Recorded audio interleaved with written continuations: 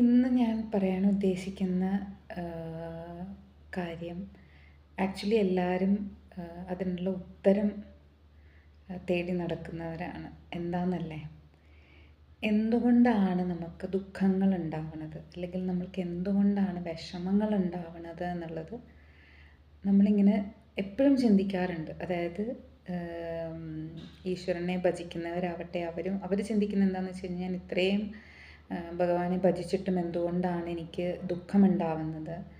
പിന്നെ ഭജിക്കാത്തവരുടെ കാര്യം അവർക്കും ഉള്ളിലുണ്ട്, എന്തുകൊണ്ടാണ് എനിക്കിങ്ങനെ ഇത്രയും സങ്കടങ്ങൾ വരുന്നത്. പക്ഷേ അതുകൊണ്ടായിരിക്കാം ഒരുപക്ഷെ ചില ആളുകൾ പറയും, ഞാൻ എന്തൊക്കെ ചെയ്താലും എനിക്ക് സങ്കടം തന്നെയല്ലേ, പിന്നെ ഇപ്പം ഞാൻ എന്തിനാണ് ഭഗവാനെ ഭജിക്കുന്നത് എന്നുള്ളൊരു രീതിയിലും കുറച്ച് ആളുകളെ നമുക്ക് കാണാം. അപ്പോൾ ഇതിൽ എന്തുകൊണ്ടാണ് ദുഃഖം മനുഷ്യനുണ്ടാവണത് എന്ന് ചോദിച്ചു കഴിഞ്ഞാൽ, അതിനൊരു കാര്യമുള്ളൂ. അതായത് നമ്മളുടെ പ്രാരാബ്ധം കൊണ്ടാണ് നമ്മളുടെ വാസനകളും കൊണ്ടൊരു ജീവനായിട്ട് നമ്മൾ ഒരു ശരീരത്തിനുള്ളിൽ പ്രവേശിക്കുന്നു. നമ്മുടെ പ്രാരാബ്ധം അനുസരിച്ച് നമ്മൾ ചെയ്തു വച്ചിരിക്കുന്ന കർമ്മങ്ങൾക്കനുസരിച്ചിട്ടുള്ള ഫലം നമുക്ക് കിട്ടിയേ പറ്റുള്ളൂ. അപ്പോൾ അത് നമ്മൾ എന്തായാലും അനുഭവിച്ച് തന്നെ തീരണം. പിന്നെ ഗുരുവായൂരപ്പൻ്റെ ഒരു അനുഗ്രഹം ഉണ്ട്, ഭഗവാന്റെ ഒരു സ്നേഹം നമ്മുടെ ഒപ്പം ഉണ്ടെന്നുണ്ടെങ്കിൽ നമ്മൾ കുറച്ചൊക്കെ ഒന്ന് അതൊന്ന് ആ ഒരു ഇൻറ്റൻസിറ്റി ഇതായിട്ട് നമ്മൾക്ക് ഒരുവിധം അഡ്ജസ്റ്റ് ചെയ്ത് പോകാൻ പറ്റും. കണ്ണ് തട്ടേണ്ടത് പിരിയത്ത് തട്ടി പോവാന്ന് പറയുന്ന മാതിരി. പക്ഷേ ഇതിൽ വേറൊരു കാര്യം ചിന്തിക്കാനുള്ളത്, അതായത് ആർക്കാണ് ഈ ദുഃഖം കൂടുതൽ കൊടുക്കുന്നത് എന്ന് വെച്ച് കഴിഞ്ഞാൽ, ഞാൻ മനസ്സിലാക്കിയെടുത്തോളം ഭഗവാൻ ഏറ്റവും അടുപ്പമുള്ളവരോട്, അതായത് ഭഗവാൻ എന്താ പറയുക, ഇങ്ങനെ കാച്ചി കുറുക്കി അല്ലെങ്കിൽ നല്ലോണം ഒന്ന് പദം വരുത്തിയിട്ട് വേണം ഭഗവാന്റെ അടുത്തേക്ക് കൂട്ടിക്കൊണ്ട് പോകാൻ. അപ്പം അതിന് വേണ്ടിയിട്ട് നമ്മളെ പല രീതിയിൽ ഇങ്ങനെ ടെസ്റ്റ് ചെയ്തുകൊണ്ടിരിക്കും. അപ്പോൾ അതിലൊന്നാണ് ഈ വിഷമങ്ങൾ തരിക എന്നുള്ളത്. അപ്പോൾ ഞാൻ പലപ്പോഴും കേട്ടിട്ടുണ്ട്, സഹിക്കാൻ പറ്റുന്നതിൽ കൂടുതൽ വിഷമം ഭഗവാൻ കൊടുക്കില്ല. അപ്പം നിങ്ങൾക്ക് അത്രയും വിഷമം ഭഗവാൻ തരുന്നുണ്ടെന്നുണ്ടെങ്കിൽ നിങ്ങൾ അത്രത്തോളം എന്താ പറയുക, നിങ്ങൾക്ക് ആ ഒരു സഹനശക്തി ഉണ്ട് എന്നുള്ളത് ഒരു കാര്യം. പിന്നെ നമ്മളെ തിരഞ്ഞെടുത്തിട്ടുണ്ട് ഭഗവാൻ എന്നുള്ളതിനൊരു സൂചന കൂടിയാണ്. അതായത് ഞാൻ പലപ്പോഴും വിചാരിക്കാറുണ്ട്, നിങ്ങൾ ഏത് രീതിയിലുള്ള ആളുകളെ എടുത്തു നോക്കിയാലും കാണാം, എല്ലാം പെർഫെക്റ്റായിട്ട് തികഞ്ഞ് ഒരു ദുഃഖവുമില്ലാത്ത ഒരാളെ ഈ ഭൂമിയിൽ നിങ്ങൾക്ക് ആർക്കും കാണിച്ചു തരാൻ പറ്റില്ല. എല്ലാവർക്കും എന്തെങ്കിലും ഒരു വിഷമം കൊടുത്തിട്ടുണ്ട്. പക്ഷെ ആ കൊടുത്തതിൻ്റെ ഇൻറ്റൻസിറ്റി എന്താണ് എന്നുള്ളതിൽ മാത്രമേ ഉള്ളൂ വ്യത്യാസം. ചിലർക്ക് ഭയങ്കരമായിട്ടുള്ള ദുഃഖം വരും, അതിലൂടെ വൈരാഗ്യം ജനിക്കും. ആ വൈരാഗ്യത്തിലൂടെ നമ്മൾ ഭഗവാനിലേക്ക് തിരിയുന്നു.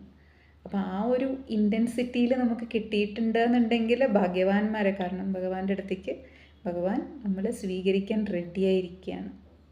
മനസ്സിലായോ? നേരെ മറിച്ച് അതേപോലെ തന്നെ ചില കേസസിൽ ഇപ്പോൾ കണ്ടു കഴിഞ്ഞാൽ ഒരുപാട് വിഷമങ്ങൾ വന്നാൽ പോലും അതൊന്ന് പഠിക്കാതെ വീണ്ടും നമ്മൾ ഈ ലോകസുഖങ്ങളിൽ തന്നെ തേടി എന്തോ നേടാനുണ്ടാന്നുള്ള ഒരു ഇതിൽ അതിലൂടെ നമുക്ക് ഈ ദുഃഖത്തിന് പരിഹാരമാവുമെന്ന് പറഞ്ഞ് അലഞ്ഞു നടക്കുന്ന ഒരുപാട് ആളുകളുണ്ട്. അപ്പം എത്ര ദുഃഖം വന്നാലും എത്ര സഫറിങ് ഉണ്ടായാലും അതൊന്നും പഠിക്കാതെ നടക്കുന്ന ആളുകളും ഉണ്ട്. അതിനൊരു ഉദാഹരണമാണ് ഇപ്പോൾ ധൃതരാഷ്ട്രരെ നോക്കിക്കഴിഞ്ഞാൽ അറിയാം. കുഞ്ഞുങ്ങളെല്ലാവരും മരിച്ചുപോയി. പാണ്ഡവന്മാർ രാജ്യം ഭരിക്കുകയാണ്. അവരുടെ കൊട്ടാരത്തിൽ താമസിച്ച് ഭീമൻ ആരാണ്? ദുര്യോധനൻ. സ്വന്തം മകനെ കൊന്ന ആളാണ് ദുര്യോധനൻ. തുടക്കടിച്ച് കൊന്ന ആളാണ് ദുര്യോധനൻ. ആ ദുര്യോധനനെ കൊന്ന ആളാണ് ഭീമൻ. അപ്പോൾ ആ ഭീമൻ കൊണ്ടു കൊടുക്കുന്ന ഭക്ഷണം കഴിച്ചിട്ട് 3 നേരം സുഖമായി ഭക്ഷിച്ചിട്ട് അവരുടെ കൊട്ടാരത്തിൽ തന്നെ വസിച്ച് അങ്ങനെ ഇരിക്കുകയാണ്. പിന്നെ വിതുരർ വരേണ്ടി വരുന്നു ധൃതരാഷ്ട്രരുടെ കണ്ണൊന്ന് തുറപ്പിക്കാനും കൂട്ടിക്കൊണ്ടു പോകാനും, അല്ലേ? അപ്പോൾ ഇങ്ങനെയും ആളുകൾ ഈ ലോകത്ത് ഇപ്പോഴും ഉണ്ട്. ഇതേമാതിരി ധൃതരാഷ്ട്രരെ ഓർമ്മിപ്പിക്കുന്ന രീതിയിലുള്ള ആളുകൾ ഇന്നും ഈ ലോകത്ത് ജീവിച്ചിരിക്കുന്നുണ്ട്. നമ്മൾ മനസ്സിലാക്കേണ്ട ഒരു കാര്യം എന്താണെന്ന് വെച്ച് കഴിഞ്ഞാൽ, ദുഃഖം തരുന്നതിൻ്റെ ഇൻറ്റൻസിറ്റി ഓരോരുത്തർക്കും ഓരോ പോലെയായിരിക്കും.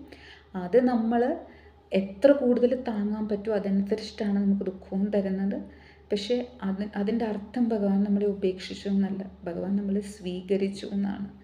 നിങ്ങളെ ടെസ്റ്റ് ചെയ്യുക എന്നുള്ളതാണ്. അപ്പോൾ അത് മനസ്സിലാക്കിയിട്ട് ഭഗവാനിലേക്ക് കൂടുതൽ അടുക്കാനുള്ളൊരു അവസരമായിട്ട് അതിനെ കണ്ട് ഭഗവാനിലേക്ക് കൂടുതൽ നമ്മൾ ചേരാനുള്ള ഒരു അനുഗ്രഹമായിട്ട് വേണം അതിനെ കാണാൻ എന്നുള്ളതാണ് എനിക്ക് പറയാനുള്ളത്.